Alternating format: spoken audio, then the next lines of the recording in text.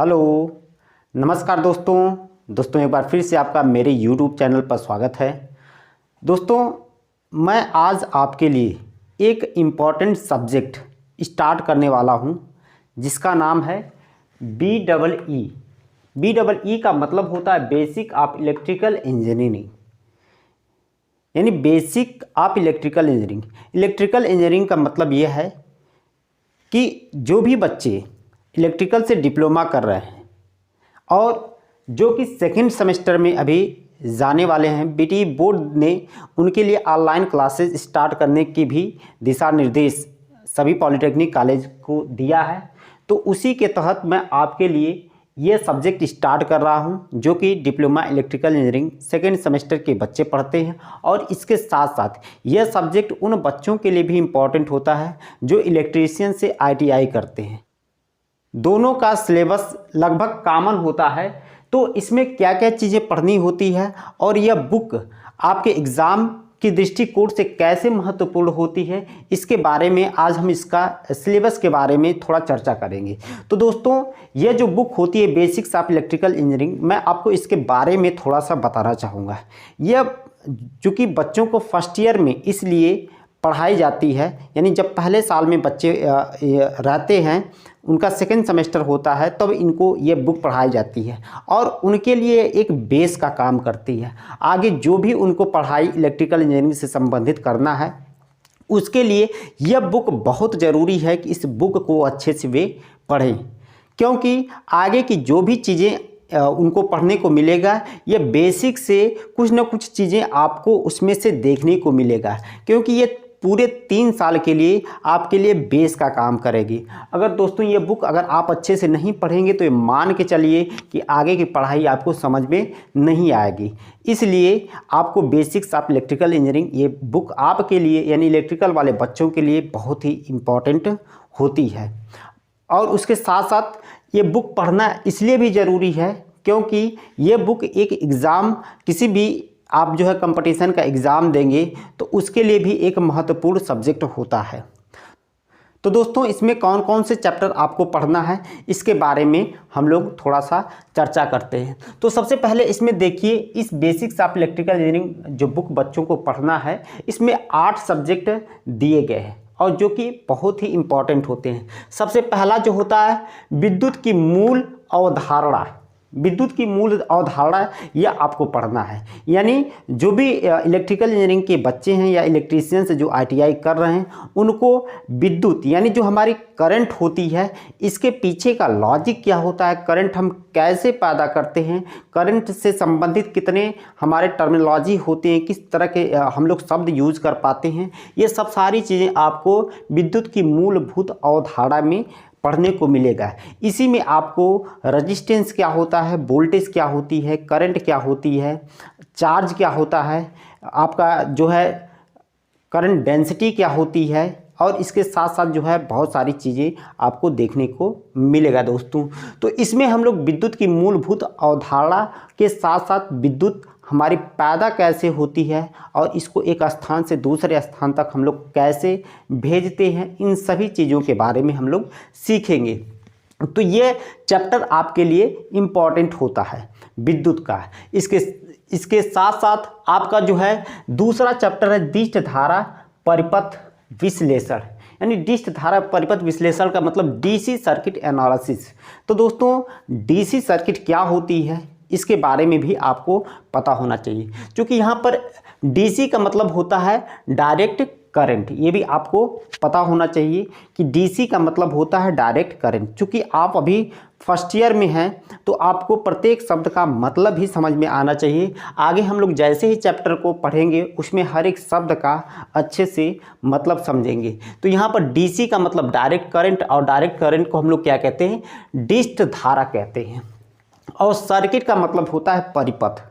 परिपथ, ये परिपथ क्या होता है दोस्तों, मैं आपको बताना चाहूँगा। परिपथ, पथ का मतलब होता है रास्ता, और एक ऐसा रास्ता जिससे होकर हमारी इलेक्ट्रिक करंट यानी विद्युत धारा प्रवाहित होती हो, उसे हम लोग परिपथ कहते हैं। ये परिपथ आगे हम लोग देखेंगे कि अलग अलग टाइप के होते हैं। जैसे हमारे ओपन परिपथ यानी ओपन सर्किट होता है, क्लोज परिपथ यानी बंद परिपथ होता है, तो यह हमारे ओपन सर्किट, क्लोज सर्किट या हमारे अलग अलग और टाइप के, अगर आप कह सकते हैं कि हमारे जो सर्किट होते हैं, जैसे हमारा शॉर्ट सर्किट यानी हमारा लघु परिपथ होता है, तो इस तरह से हमारे अलग अलग परिपथ होते हैं। इसका हम लोग एनालिसिस करेंगे किसमें, डिस्ट धारा परिपथ में। इसी में हम लोग देखेंगे कि डीसी करंट जो होती है इसको हम लोग कैसे एक स्थान से दूसरे स्थान तक ट्रांसमिट कर सकते हैं। यह आपके सिलेबस में नहीं है, लेकिन तो फिर भी हम लोग इसके बारे में चर्चा करेंगे।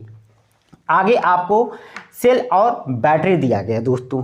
सेल और बैटरी क्या होता है, जैसा आप सभी लोग देखे होंगे, जो सेल होते हैं ये छोटे छोटे क्या होते हैं, ऊर्जा के स्रोत होते हैं।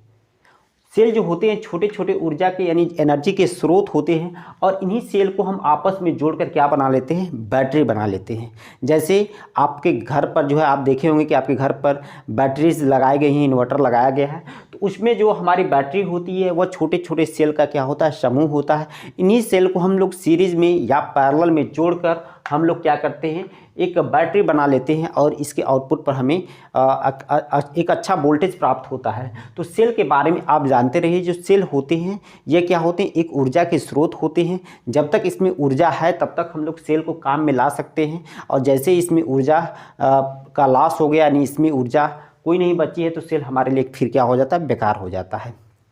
आगे हम लोग देखेंगे कि जो सेल होते हैं वह चार्जेबल होते हैं, मतलब चार्ज कर सकते हैं, और विदाउट चार्जेबल होते हैं, यानी जिनको हम लोग चार्ज नहीं कर सकते, उसको एक बार हम यूज करके उसको फेंक देते हैं। यूज एंड थ्रो सेल आते हैं। तो अलग अलग टाइप के सेल होते हैं, और सेल का हम लोग संयोजन कैसे करते हैं, सेल को हम लोग सीरीज में कैसे जोड़ सकते हैं, सेल को हम लोग समांतर में कैसे जोड़ सकते हैं। इसके साथ साथ जो है हम लोग देखेंगे कि ये जो सेल होते हैं, सेल के टर्मिनल पर कितना हमारा ईएमएफ पैदा होता है, ये भी हम लोग देखेंगे।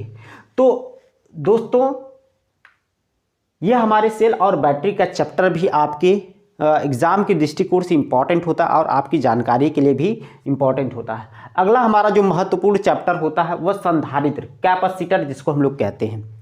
संधारित्र क्या होता है दोस्तों, जैसे आपको समझ में नहीं आ रहा होगा कि अरे ये संधारित्र क्या होता है, तो संधारित्र थोड़ा सा आपको सुनने में अटपटांग टाइप का लग रहा होगा, लेकिन तो यहाँ पर कैपेसिटर लिखा गया है, या आपको कुछ सुटेबल शब्द दिख रहा होगा। कैपेसिटर आप सुने होंगे, कैपेसिटर को आप देखे होंगे। दोस्तों ये कहाँ दिखता है, जो भी आपके सीलिंग फैन होते हैं उसमें सीलिंग फैन को चलाने के लिए आप देखे होंगे कि उसमें कैपेसिटर लगा होता है। तो कैपेसिटर और कहाँ लगता है भाई, आपके जितने भी सिंगल फेज मोटर होते हैं उनमें भी कैपेसिटर लगा होता है। कैपेसिटर का एक विशेष काम होता है दोस्तों।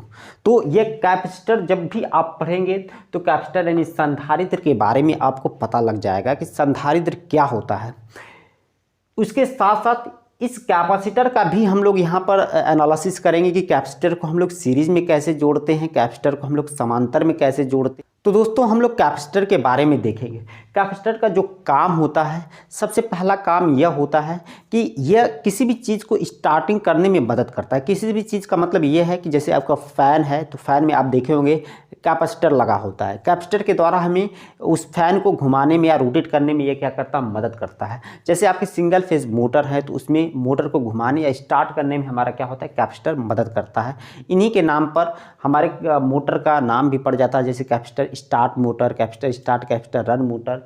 तो ये स्टार्टिंग में सहायता करते हैं। इसके साथ साथ जो होते हैं कैपेसिटर का एक महत्वपूर्ण काम और होता है कि पावर फैक्टर को सुधार करना है, यानी पावर फैक्टर यानी शक्ति गुणक को इम्प्रूवमेंट करना, शक्ति गुणक का इम्प्रूवमेंट करना। तो दोस्तों ये पावर फैक्टर क्या होता है, जैसे आप देखेंगे कि अगर मैं डीसी की जो पावर हम लोग लिखते हैं, डीसी की पावर हम लोग लिखें, यानी डीसी की अगर हम लोग पावर लिखें तो ये डीसी की जो पावर होती है वो उसको हम लोग अगर पी से प्रदर्शित करें तो पी बराबर होता है वी इंटू आई होता है। दोस्तों जो पावर का फार्मूला होता है आपके लिए, चूँकि ये पढ़ना जरूरी है, आप इसको जानते रहिए। जो डीसी की पावर होती है उसको पी से या डब्ल्यू से भी हम कहीं कहीं प्रदर्शित करते हैं, तो पी बराबर वी इंटू आई होता है। जहाँ वी क्या होता है भाई, वी जो होता है इसको हम लोग वोल्टेज कहते हैं, इसको हम लोग वोल्टेज कहते हैं, और आई को हम लोग क्या कहते हैं, आई को हम लोग करंट कहते हैं, आई को हम लोग करंट कहते हैं। तो यह जो पावर होती है वो वोल्टेज और करंट के गुणा के क्या होती है, बराबर होती है। तो इसकी यूनिट इंपॉर्टेंट होती है दोस्तों। आप कोई भी राशि को लिखेंगे तो उसके साथ उसकी यूनिट लिखना जरूरी होता है। तो जो पावर की यूनिट होती है वह वाट होती है, ये चीज़ आपको पता होना चाहिए। तो पावर के बहुत सारे फार्मूले होते हैं, जैसे P बराबर B इंटू आई होता है, P बराबर होता है हमारा आई स्क्वायर इंटू आर होता है, और P बराबर होता है V स्क्वायर अपन आर होता है। ये कैसे होता है जब आगे आप पढ़ेंगे किताब को, अपनी बुक्स को, तो वहाँ पर आपको समझ में आ जाएगा। तो ये किसके लिए पावर आपने लिखा, डीसी की पावर। लेकिन तो वहीं पर अगर आप एसी की पावर लिखें, एसी की पावर लिखें दोस्तों, तो इसमें क्या आ जाता है, इसको हम लोग P से प्रदर्शित करेंगे, P बराबर V आई। यहाँ पर एक नया शब्द आ जाता है कास फाई। इसी कास फाई को हम लोग क्या कहते हैं, कास फाई को हम लोग क्या कहते हैं, शक्ति गुणक कहते हैं, शक्ति गुणक यानी पावर फैक्टर कहते हैं इंग्लिश में, शक्ति गुणक। तो ये शक्ति गुणक यानी पावर फैक्टर क्या होता है दोस्तों, यह पावर फैक्टर एसी में होता है। अगर पावर फैक्टर का मान 0 हो जाए तो ये पावर भी हमारी क्या हो जाएगी, 0 हो जाएगी। तो कोई पावर नहीं होगी, यानी एसी की कोई पावर ही नहीं है। तो कोई पावर नहीं होती, तो जैसे आपके घर पर लाइट नहीं होती यानी कोई पावर नहीं होती। तो जब भी आपके घर पर लाइट रहेगी तो उसमें पावर फैक्टर भी रहता है, यानी शक्ति गुणक भी रहता है। तो शक्ति गुणक का बहुत सारा काम होता है। अगर शक्ति गुणक आपके घर का यानी पावर फैक्टर कम है तो उसके बहुत ज़्यादा नुकसान होते हैं। तो दोस्तों यह जो कैपेसिटर होता है यह पावर फैक्टर की सुधार करने के काम में आता है, यानी पावर फैक्टर के इम्प्रूवमेंट के काम में हम लोग लाते हैं कैपेसिटर को। तो ये चीज़ें आपको पता होना चाहिए। अब अगर आपको कैपेसिटर आप पढ़ लिया है तो आपको प्रेरकत्व के बारे में भी पता होना चाहिए। तो यहाँ पर प्रेरकत्व को इंग्लिश में हम लोग क्या कहते हैं, इंडक्टर। और इंडक्टर कैसे होता है, कैसे इंडक्टर बनता है दोस्तों, अगर आपको मैं बताऊं तो अगर आपके पास कोई सीधा वायर है, जैसे आप कॉपर का या एल्युमिनियम का तार देखे होंगे, ऐसे तार अगर सीधा है, ऐसे वायर, ये सीधा क्या है आपका वायर है। अब इसी वायर को आप क्या कर दीजिए, इस तरह से कुंडली बना दीजिए, इस तरह से आप कुंडली बना लीजिए। तो अब जो ये वायर होगा इसका गुणधर्म ऐसा बनाने से चेंज हो जाएगा। पहले इस वायर का रेजिस्टेंस होगा, अब इसको आपने इस तरह से क्वाल कर दिया, कुंडली कर दिया, तो अब इसको कहेंगे इंडक्टर यानी प्रेरकत्व तो कहेंगे। अब इसका गुणधर्म, इसकी प्रॉपर्टी क्या हो जाती है, चेंज हो जाती है। तो ये जो इंडक्टर होते हैं, प्रेरकत्व होते हैं, इसका प्रयोग हम लोग कहाँ करते हैं, इसका प्रयोग हर जगह एसी सर्किट में किया जाता है दोस्तों। जैसे मैं आपको बताऊं कि आपको अपने घर के मोटर, आपके घर पर कोई मोटर है, सिंगल फेज, 3 फेज या 2 फेज का कोई मोटर है, तो उसकी बाइंडिंग करने के लिए हम लोग जो तार यूज करते हैं क्वाल के रूप में, तो क्वाल बनाते ही उसमें किसका गुण आ जाता है, इंडक्टर का गुण आ जाता है, यानी इंडक्टेंस का गुण आ जाता है। उसके साथ साथ जो है जितने भी हमारे सिंगल फेज या 3 फेज के ट्रांसफार्मर होते हैं उसमें बाइंडिंग होती है। तो सीधी सीधी बात मैं आपको बताऊं कि जहां पर भी आपकी क्वालिंग की चीज़ यानी जहां पर भी बाइंडिंग किया जाता है उसमें इंडक्टेंस का गुण होता है, यानी इंडक्टर का गुण होता है। अगर ये इंडक्टर, मान लीजिए यहाँ पर एक इंडक्टर दिख रहा है, इसी तरह का मैं दूसरा बना दूँ, तीसरा बना दूँ, तो अब इस इंडक्टर को हम लोग जोड़ सकते हैं सीरीज में या समांतर में। तो आगे जब हम लोग इस प्रेरकत्व यानी इंडक्टर वाले चैप्टर को पढ़ेंगे तो हम लोग सीखेंगे कि कैसे इंडक्टर को सीरीज में जोड़ते हैं, कैसे इंडक्टर को समांतर में जोड़ते हैं। और ये इंडक्टर का काम क्या होता है दोस्तों, सबसे पहली बात मैं बताऊं कि इंडक्टर जो होता है अपने आप में करंट यानी विद्युत धारा के चेंज होने का विरोध करता है। वहीं पर जो कैपेसिटर होता है यह अपने आप में वोल्टेज के चेंज होने का विरोध करता है। तो ये भी चीज़ें आपको पता होना चाहिए। आगे हम लोग सीखेंगे कि इंडक्टर का रजिस्टेंस कैसा हम लोग कैलकुलेट करते हैं, कैपेसिटर का रजिस्टेंस हम लोग कैसे कैलकुलेट करते हैं। तो ये दोनों चैप्टर जब भी आप पढ़ेंगे तो आपको वहाँ पर चीज़ें समझ में आ जाएगी। इसके साथ साथ ये अगला चैप्टर आपको पढ़ना है चुंबकत्व यानी मैग्नेटिज्म।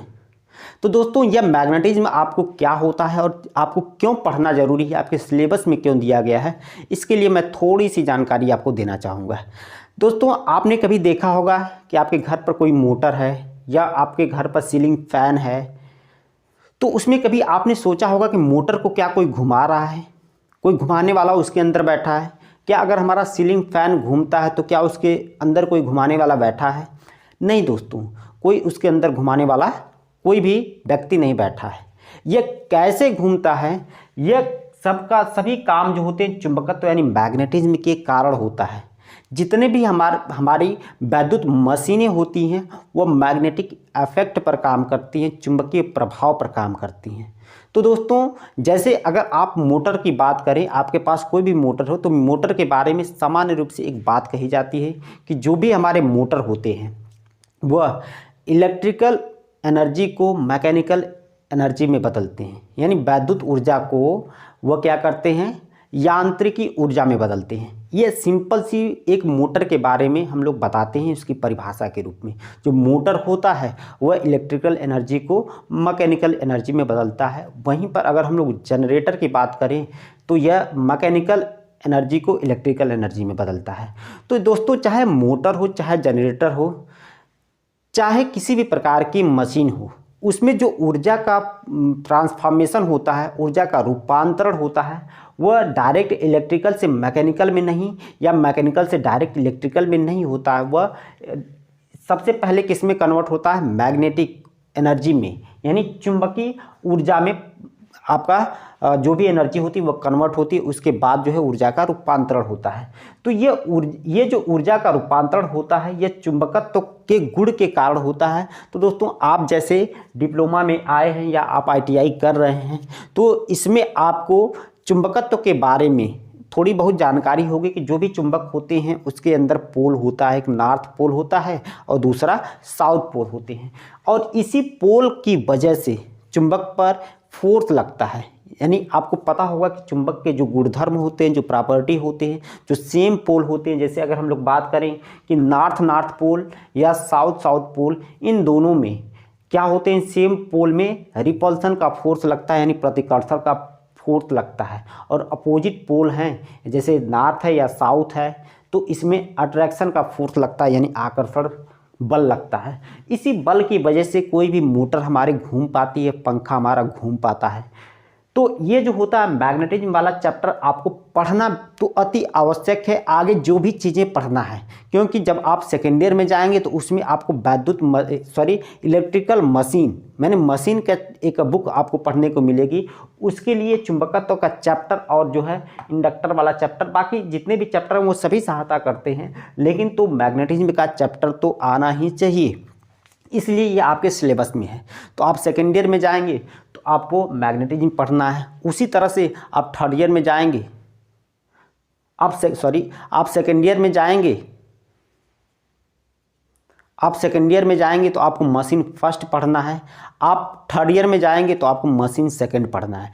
तो मशीन फर्स्ट में कुछ चैप्टर आपको दिए गए हैं, जैसे आपको एक तरह से मैं बताऊं कि DC जनरेटर पढ़ना है, DC मोटर पढ़ना है, ट्रांसफार्मर पढ़ना है और अल्टरनेटर पढ़ना है। उसी तरह से आप जब थर्ड ईयर में जाएंगे तो आपको मशीन सेकंड पढ़ना है, जिसमें आपको 3 phase induction motor, 3 phase synchronous motor, आपका सिंगल फेज मोटर, इस तरह से कई सारे मोटर आपको पढ़ना होता है। इन सब में आपका ये चुंबकत्व एक महत्वपूर्ण रोल प्ले करता है, एक महत्वपूर्ण भूमिका अदा करता है। तो इसलिए मैग्नेटिज्म चैप्टर आपके सिलेबस में दिया गया है, इसको पढ़ना आपके लिए ज़रूरी है। और आगे अगर एक अच्छा आप जो है इंजीनियर बनना चाहते हैं तो जो भी बुक है आपके सिलेबस में दिया गया है वो सभी बुक आपके लिए इम्पॉर्टेंट होती है दोस्तों। ऐसा नहीं कि किसी एक बुक की वजह से आप परफेक्ट बन पाएंगे। डिप्लोमा में जितने भी बुक आपको दिया गया है सभी बुक के बारे में आपको अच्छे से आना चाहिए, सभी बुक पर आपको एक समान रूप से कमांड होनी चाहिए। जितने बेहतर से आप अच्छे से समझ पाएंगे उतना ही अच्छा आप अपने एग्ज़ाम में लिखेंगे और एग्ज़ाम के साथ साथ उतनी ही अच्छी आपके आने वाले समय के लिए तैयारी भी होगी। इसलिए ज़रूरी है कि जो भी चैप्टर आपके दिए गए हैं सिलेबस में उसको आप ध्यानपूर्वक पढ़ें, और जो भी चैप्टर आपको पढ़ाया जाता है उसका प्रॉपर आप नोटबुक बनाएं।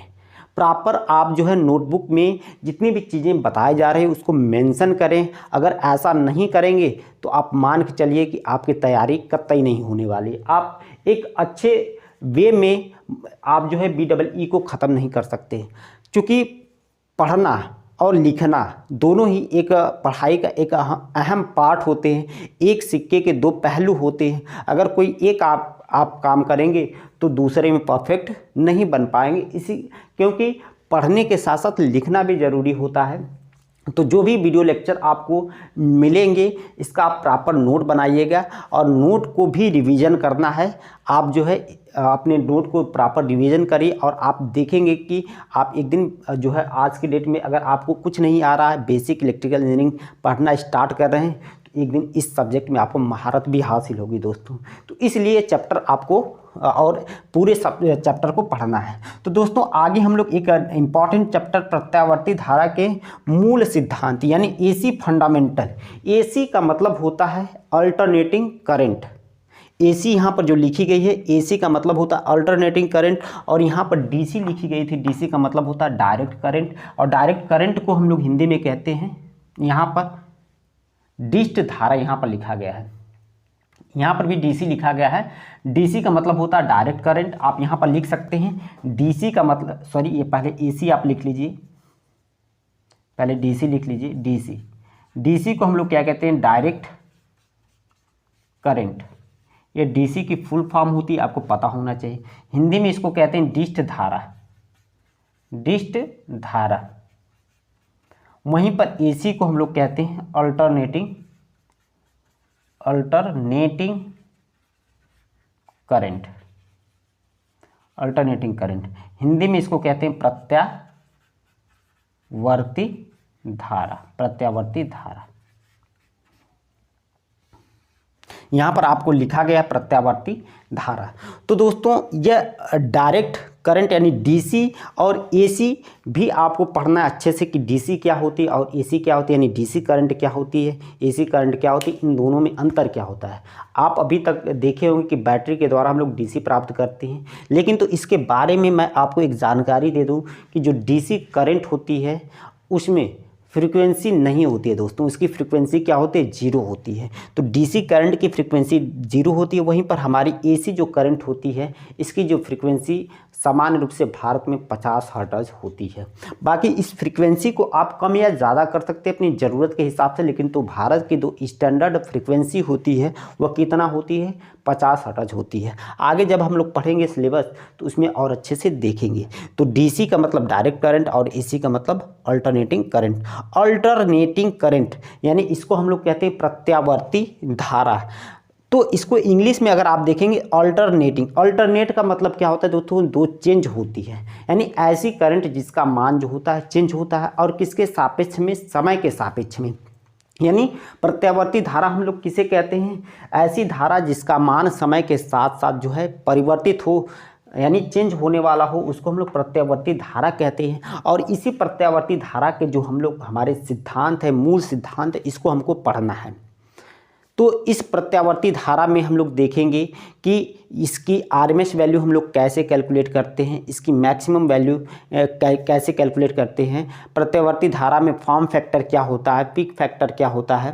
तो इन सब सारी चीज़ों को हम लोग आगे देखेंगे प्रत्यावर्ती धारा में। और जो भी हमारी मशीनें होती हैं, जैसे हमारा ट्रांसफार्मर हो गया, हमारे जैसे इंडक्शन मोटर हो गए, सिंक्रोनस मोटर हो गई, या हमारे घर की भी जो सप्लाई आती है वह प्रत्यावर्ती धारा यानी एसी ही होती है। तो इसके बारे में, इसके गुणधर्म, इसके बिहेवियर के बारे में आपको पढ़ना है, इसलिए भी ये चैप्टर आपको इम्पॉर्टेंट होता है। तो दोस्तों इन सभी चीज़ों को पढ़ने के साथ साथ आप यहाँ पर पढ़ेंगे त्रिकला प्रणाली यानी three phase system. Three phase system, three phase system में आपको क्या पढ़ना है दोस्तों, थ्री फेज सिस्टम में आपको मैं बताना चाहूँगा कि त्रिकला प्रणाली में जैसे आप जानते हैं कि जब भी हमारा ट्रांसमिशन होता है, जब भी हमारा डिस्ट्रीब्यूशन होता है, ट्रांसमिशन मतलब संचरण और डिस्ट्रीब्यूशन मतलब क्या होता है, वितरण। इसको और कैसे से आप समझ सकते हैं, जैसे ट्रांसमिशन का मतलब ये होता है कि आप देखे होंगे कि जहाँ भी हमारे जनरेटिंग स्टेशन होते हैं, यानी जो पावर हाउस होते हैं दोस्तों, इन पर जब हम वोल्टेज को पैदा कर लेते हैं तो उसका हम लोग ट्रांसमिशन करते हैं। ट्रांसमिशन में तीन फेज हमारे प्रयोग में लाए जाते हैं। एक आर होता है, दूसरा वाई होता है, तीसरा बी होता है। यानी आर का मतलब रेड, वाई का मतलब येलो और बी का मतलब ब्लू। ये तीन फेज होते हैं। तो इसी का हम लोग ट्रांसमिशन करते हैं, फिर हम लोग क्या करते हैं, अलग अलग जगहों से इसका डिस्ट्रीब्यूशन करते हैं। तो ये जो होता है थ्री फेज सिस्टम में, हम लोग देखेंगे कि थ्री फेज सिस्टम में हमारा अगर स्टार में कोई सिस्टम है, कोई डेल्टा में है, तो स्टार को अगर हम लोग डेल्टा में परिवर्तित कर रहे हैं, डेल्टा को स्टार में परिवर्तित कर रहे हैं, तो इसके मान में क्या परिवर्तन आ रहा है। यानी हम लोग थ्री फेज सिस्टम की बात करें तो जो भी हमारे सोर्स हो या लोड हो, तो उसको हम लोग स्टार में या डेल्टा में कैसे कनेक्ट कर सकते हैं, कौन सा कनेक्शन हमारे लिए अच्छा होता है, तो इसके बारे में हम लोग देखते हैं। तो दोस्तों ये आपके सिलेबस के अकॉर्डिंग जो है 8 चैप्टर आपके बुक में दिया गया है। एक बार फिर से मैं आपको बताना चाहूँगा, विद्युत धारा की मूल अवधारणा यानी बेसिक कॉन्सेप्ट ऑफ इलेक्ट्रिसिटी, इसमें आपको वैद्युत जो होती है इसके बारे में आपको पढ़ना है। इसमें आपको रजिस्टेंस के बारे में पढ़ना है, रजिस्टेंस कैसे हम लोग सीरीज में जोड़ते हैं, कैसे समांतर में जोड़ते हैं, इसके बारे में पढ़ना है। तो ये बहुत सारे टॉपिक आप जब पढ़ेंगे तो इसके अंदर आपको देखने को मिलेंगे। उसी तरह से डिस्ट धारा परिपथ का हम लोग विश्लेषण करेंगे, यानी डीसी सर्किट एनालिसिस में हम लोग पढ़ेंगे। तो दोस्तों एक चीज़ और मैं आपको बताना चाहूँगा कि जो डीसी सर्किट एनालिसिस है, इसमें कुछ आपके थियरम, मतलब कुछ सर्किट को सॉल्व करने के लिए कुछ स्पेशली थियरम दी गई है। जैसे आपको मैं बताऊं कि superposition theorem, Thevenin theorem, Norton theorem, ये 3 थियरम आपके बुक में दिया गया है। जब आप इस चैप्टर को पढ़ेंगे तो आपको थियरम क्या होती है समझ में आएगा। बैटरी और सेल जब पढ़ेंगे तो आपको समझ में आएगा कि सेल को हम लोग कैसे सीरीज में या पैरेलल में जोड़ते हैं, कब हमको सीरीज में जोड़ना चाहिए, कब पैरेलल में जोड़ना चाहिए, आपको समझ में आएगा। फिर संधारित्र क्या होता है, कैपेसिटर क्या होता है दोस्तों। यह संधारित्र जो होता है, कैपेसिटर जो होता है, इसके द्वारा हम लोग किसी भी मशीन को स्टार्ट करने के काम में लाते हैं। तो स्टार्टिंग इसका पढ़ने से पहले आपको संधारित्र पढ़ना है। उसी तरह से इंडक्टर है, इंडक्टर माने प्रेरकत्व तो आपको पढ़ना है। इसका यानी जब कोई सीधा वायर है तो इसको कॉइलिंग के रूप में कर देंगे तो उसको हम लोग इंडक्टर कहेंगे। उसी तरह से चुंबकत्व तो आपको पढ़ना है, यानी मैग्नेटिज्म पढ़ना है। इसी के साथ साथ जो है प्रत्यावर्ती धारा के मूल सिद्धांत और त्रिकला प्रणाली पढ़ना है। तो उम्मीद है दोस्तों कि आपको सिलेबस समझ में आया होगा। अगर आपका कोई डाउट हो तो आप कमेंट बॉक्स में ज़रूर पूछ सकते हैं।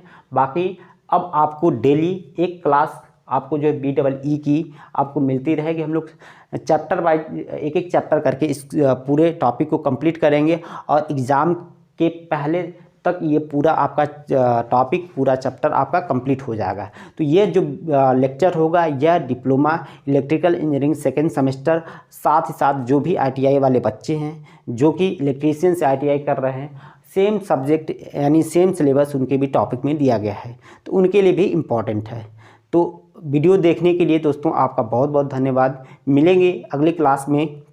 उसके पहले मैं आपसे कहना चाहूँगा कि आपको अगर वीडियो पसंद आए तो आप मेरे YouTube चैनल को लाइक और सब्सक्राइब कर सकते हैं और अपने दोस्तों में भी शेयर कर सकते हैं। Thank you for watching video. बहुत बहुत धन्यवाद आपका।